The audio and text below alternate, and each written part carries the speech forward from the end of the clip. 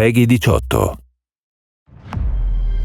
Set nearly 1,000 years before the events in the Elder Scrolls IV Oblivion and the Elder Scrolls V Skyrim, the Elder Scrolls Online lets you take part in the stories set within the compelling history and deep lore of the Elder Scrolls franchise. Designed to be played exactly the way you want to play, you can start wherever you like. With no level restrictions and no subscription required, this massive world is yours to explore, alone or with friends. Choose a favorite location or storyline and jump in. From the capital cities of the Three Alliances to the magical Somerset Isles, from the Khajiit territory of Elsewhere to Morrowind, the home of the Dark Elves, from frozen Skyrim in the north to the endless swamps of Blackmarsh, adventure is everywhere. Options for creating and personalizing characters in the Elder Scrolls Online are almost without limit. With access to a multitude of adventures all across the width and breadth of Tamriel, and the freedom to play wherever and however you like, it's time to begin your Elder Scrolls story. Are you ready to forge your own legend? Greetings, everyone. Welcome to the show. I know you're all excited to see the amazing things we have coming up this year, but before we get started, I'd like to take a minute and just talk about the video you just saw. It was a brief description of some of the basic systems of ESO, but the game itself is so much more than that. And I really mean it. ESO is just as much a virtual world as it is a game. As over 20 million of you know, it's part of your lives. Over the last 2 years, we know that so many of you found some temporary respite from the world by spending time in Tamriel. We're so proud and so humbled to help, even in this small way. Everyone at ZeniMax Online is continually reminded that we make the game, but you make it awesome. That's why I want to take a minute to welcome you. Those of you who have been with us from the beginning, those of you who have joined us recently, and the many new players who are looking for a new fantasy virtual world to call home. Welcome to you all. Those new to the game will quickly find that ESO's greatest strength is providing so many different ways to live your virtual life in Tamriel. Solo, group co-op, PvP, crafting, decorating your home, chatting with friends, it's all there. We've got a ton of new things to share with you in today's show. For starters, this year-long adventure will be a return to our storytelling roots. Instead of another Daedric invasion story, 2022 will feature a tale of political intrigue and subterfuge unfolding in a location you have never seen before in an Elder Scrolls game. Ever. And with that, I'd like to turn it over to my good friend Pete Hines, who is on set and ready to go.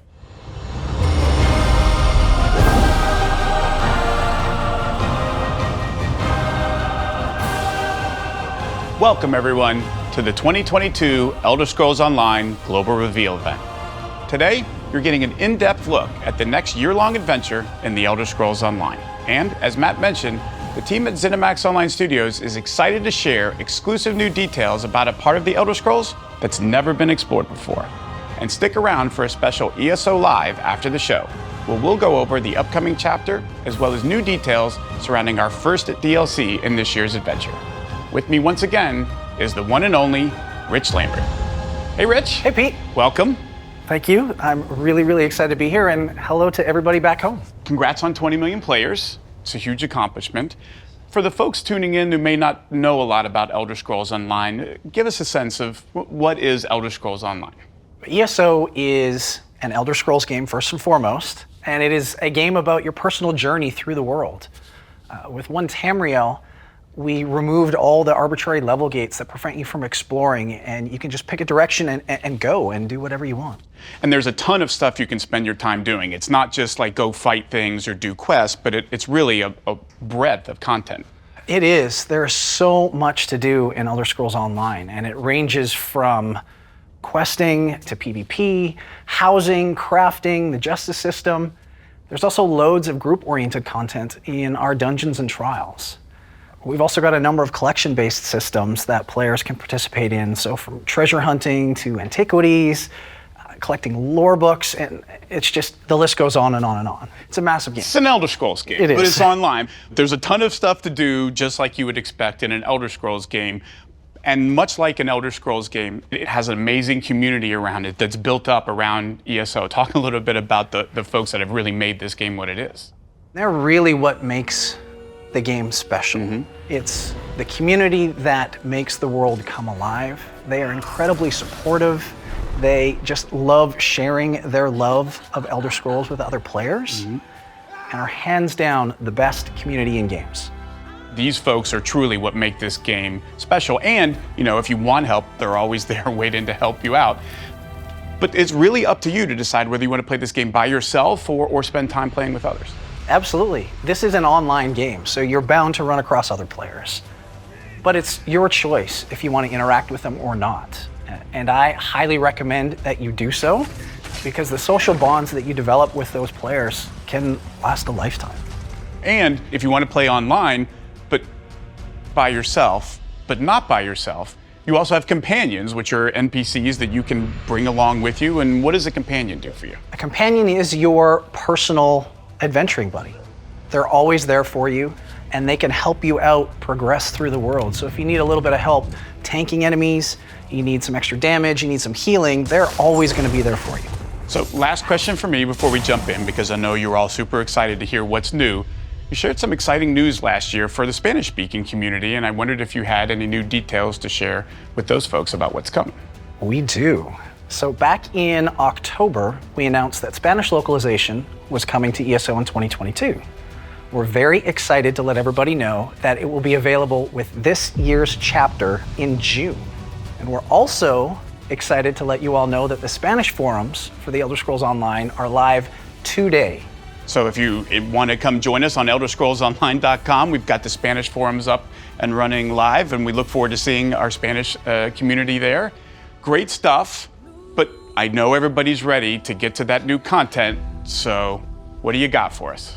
So I'd like to welcome everybody to High Isle, the next chapter of the Elder Scrolls Online and the centerpiece of this year's Legacy of the Bretons adventure. Let's check out our new cinematic trailer.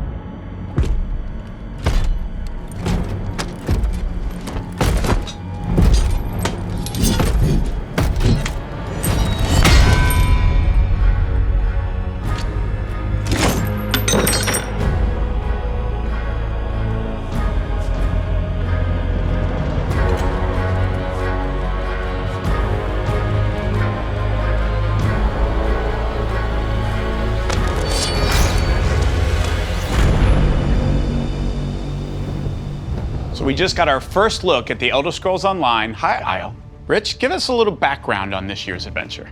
This year's adventure is called Legacy of the Bretons, and our focus is on exploring Breton lore and culture.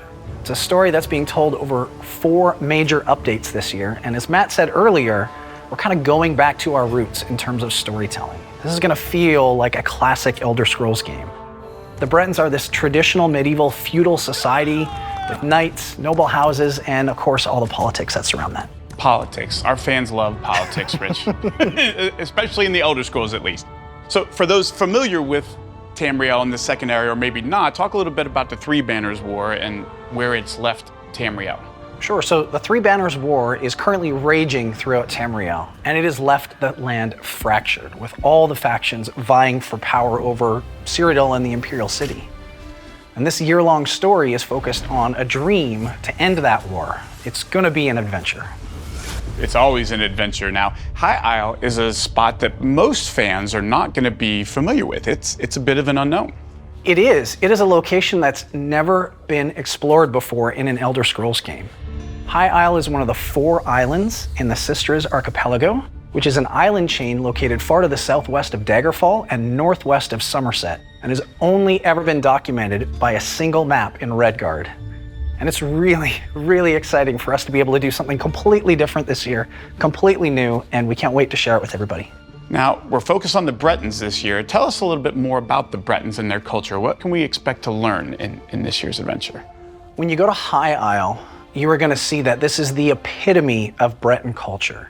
This is feudal, medieval castles and tournament grounds. This is a resort destination for Tamriel's wealthy. And as it's far removed from the mainland, it's a bit of a safe haven and therefore a perfect location for secret peace talks between the Alliance delegates.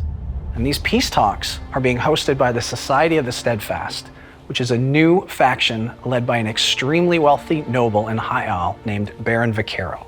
And of course, this is an Elder Scrolls story.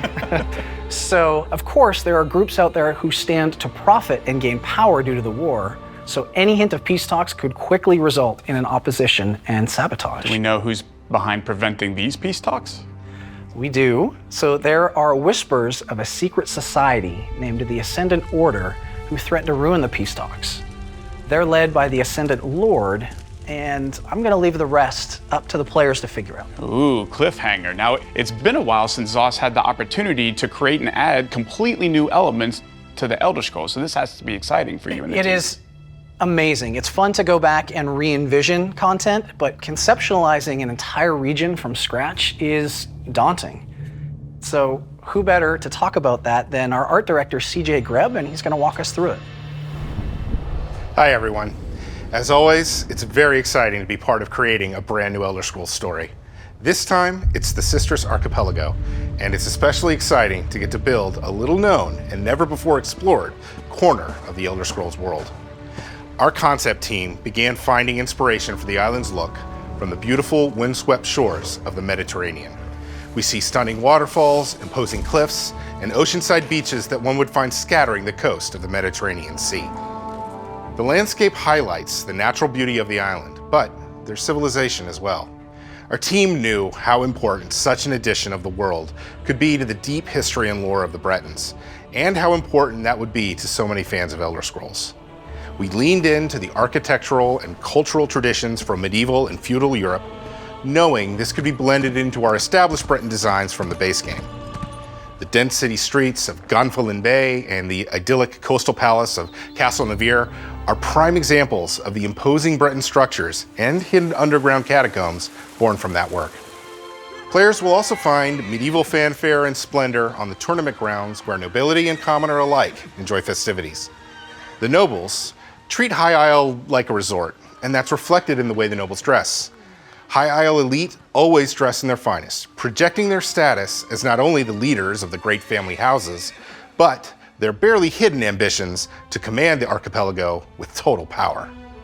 All of this pomp and circumstance gave us the opportunity to return to the classic medieval armor and attire so distinct of the Breton style: plate armor, tabards, and heraldry.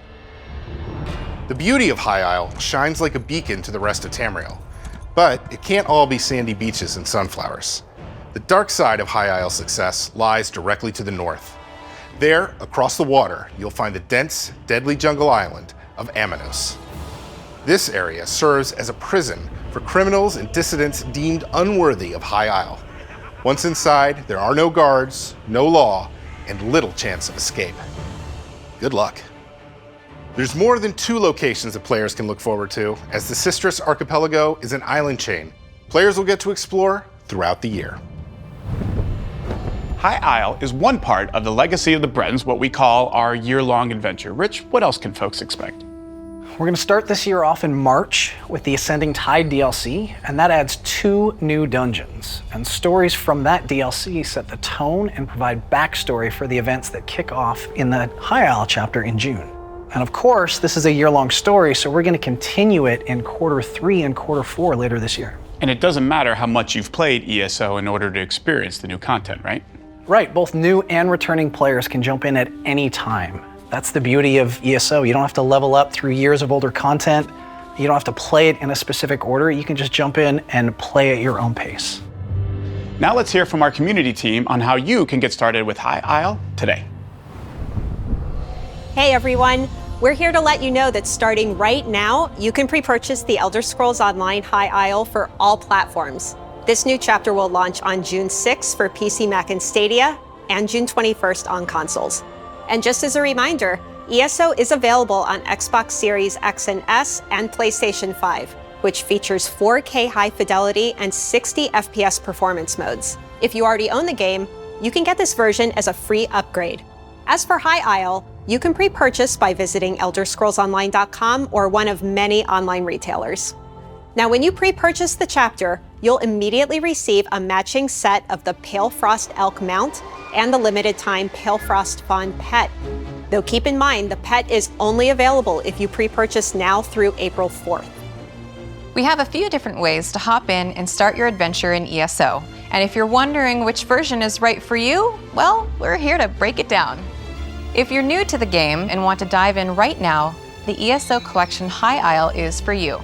This collection gets you instant access to everything the base game has to offer, along with all 5 previous annual chapters. You can play in any order, however you like.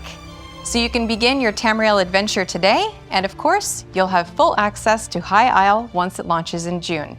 Alternatively, if you already own the base game or any of the previous chapters, you'll want to grab the upgrade version. We also have collector's editions available that are great for new and existing players alike. These editions contain even more bonus items that will be available when High Isle launches, like a brand new mount type and an epic armor outfit style. So what about new merch? We've got that too. If you want to get your hands on some sweet High Isle merch, we have brand new items available for pre-purchase on the Bethesda Gear store, like this Ascendant Lord statue, new High Isle t-shirt, key art lithograph, and more. We'll both be back right after today's show to give you a first look at the Ascending Tide DLC and Update 33, show off some additional ESO merch, and more. So stick around and we'll see you all soon. And now let's hear from Lore Master Lehman. He's got details on the story you'll experience in High Isle and some of the characters you'll meet along the way. Hey gang, I am so psyched to be part of the team bringing a brand new story and new setting to the world of Elder Scrolls. Exploring the legacy of the Bretons provided us with a great opportunity to dig into the history, the culture, and the geography of Western Tamriel. While the Sisters Archipelago has gone unexplored until now, every aspect of its history and culture has roots in the lore of Tamriel. And we have had a blast taking the Bretons out to sea and building High Isle into something familiar, but also profoundly unique. To begin, let's touch on who the Bretons are. They're a fascinating race with a really complex history that hasn't really been touched on in previous Elder Scrolls adventures. The Bretons are a hybrid race, the descendants of both humans and elves, which gives them a unique perspective on Nirn's oldest feud, the conflict between men and Mer. It's a lot more than just knights in shining armor. One of the most distinctive parts of Breton culture is how it's organized. High Isle is an openly feudal society that has a lot in common with the European-style feudalism we see in the mid to late Middle Ages. Peasants and sailors labor at the bottom, while nobles engage in an endless dance of palace intrigues, political marriages, and shifting alliances at the top. In the throne rooms of High Rock and the Sisters' Isles, ruthlessness can be a virtue, so watch your back. It's not all sinister plotting and knives in the dark, though. The high romance of Arthurian legend has a place here, too. Many Breton nobles are stuck navigating court conspiracies, sure, but others, the shining knights of old, set out on grand quests for adventure and glory. And there's plenty of glory to be found in the wilds of High Isle and Ammonos. You won't do it alone, though. A few of our favorite ESO characters from High Rock and elsewhere are returning to lend a hand.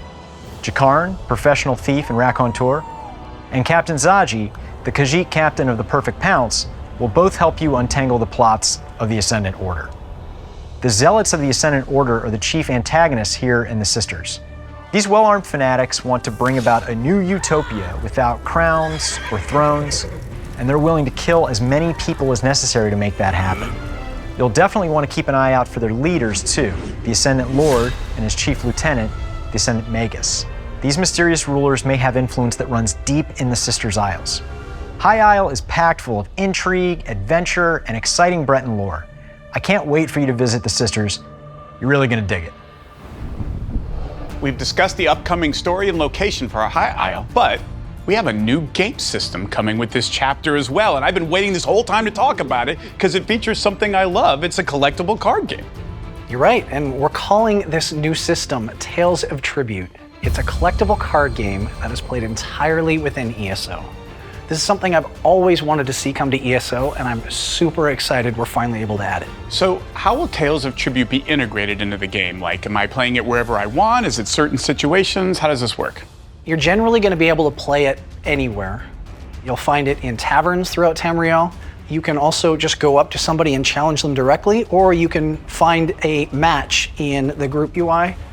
And in addition, there is a storyline that you could advance by challenging certain NPCs throughout the world, or you can play against other players as it has its own ranking system as well. So there's a single player kind of thing, and there's also a PvP with its own ranking system. Oh, this is getting better and better. Now, how do I earn new cards, new decks? I assume there's some of both. How do I go about doing that? Yeah, so once you complete the tutorial, you unlock the 4 starter decks, and that's what gets you into playing right away.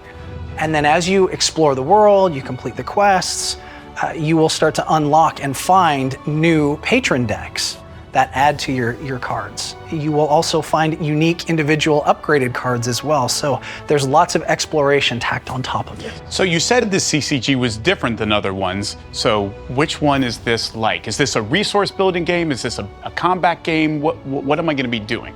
So this is a resource building game where you're both working towards trying to reach the victory point goal.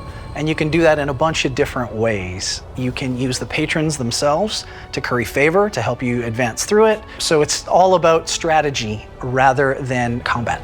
And essentially, we're on a race to get to a certain number of points, gather the most resources before our opponent does, right? What kind of rewards do I unlock in the game? Like, I assume I'm just not unlocking cards and decks. Do I get to unlock stuff in ESO itself? Absolutely. There are tons of different rewards in this, ranging from cosmetics, to furnishings, to gold, to crafting materials, including transmute stones, which is something players really, really want. So there's really something for everyone here. And I really want to enforce one big point when it comes to Tales of Tribute, and that is you're not going to be at a disadvantage if you're playing someone who's already unlocked all the cards, all the upgrade cards, because at the start of the game, you pick 2 decks to put into play. Your opponent picks 2 decks, they're shuffled together, and you both play from that same common deck. So it's not only balanced so that I can play somebody who's been playing forever unlocked, but I also get maybe a chance to try some cards or decks that I haven't unlocked yet. Absolutely, yep. Super cool, so excited about this, and I'm sure we got a lot more to share on this. We do, we just scratched the surface. This is a really big system. So as we get closer to PTS, we'll give a lot more detail and have a big deep dive on this. So stay tuned, we're really, really excited for it. Now, pardon my terrible pun, but I hear there's something else in the cards, like maybe a new adventuring buddy or 2 to help on quests? You are correct. So we have 2 new companions coming with High Isle. The community loved the companion system we introduced in Blackwood, so the team has been hard at work adding more. And I don't want to spoil the stories too much, but I'll give a little bit of a tease. to the two new ones. So one is named Ember, and she is a Khajiit, and the other is a Breton named Isabel.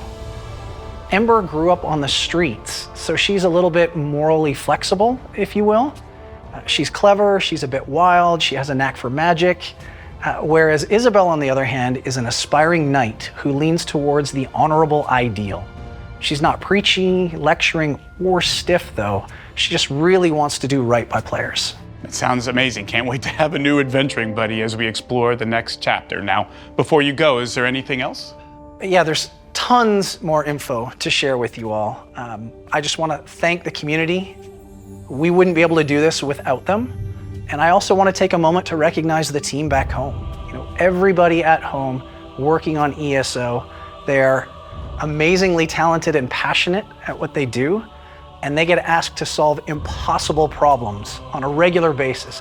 It is such a treat to be able to work with this passionate group of people and get to represent them. So from both Matt and I, thank you so much, everybody, for all you do. You're amazing. Today we've discussed High Isle's interesting locations, characters, and lore. We touched on an upcoming card game system, 2 new companions, and digital rewards players can unlock when they pre-purchase the game. We also announced that ESO will be available with Spanish language support in June. Before we go, I'd like to share a few reminders. ESO High Isle is available to pre-purchase now on all platforms. New players who pre-purchase the ESO Collection High Isle will get instant access to the base game and all previous chapters, so you can start your adventures right away.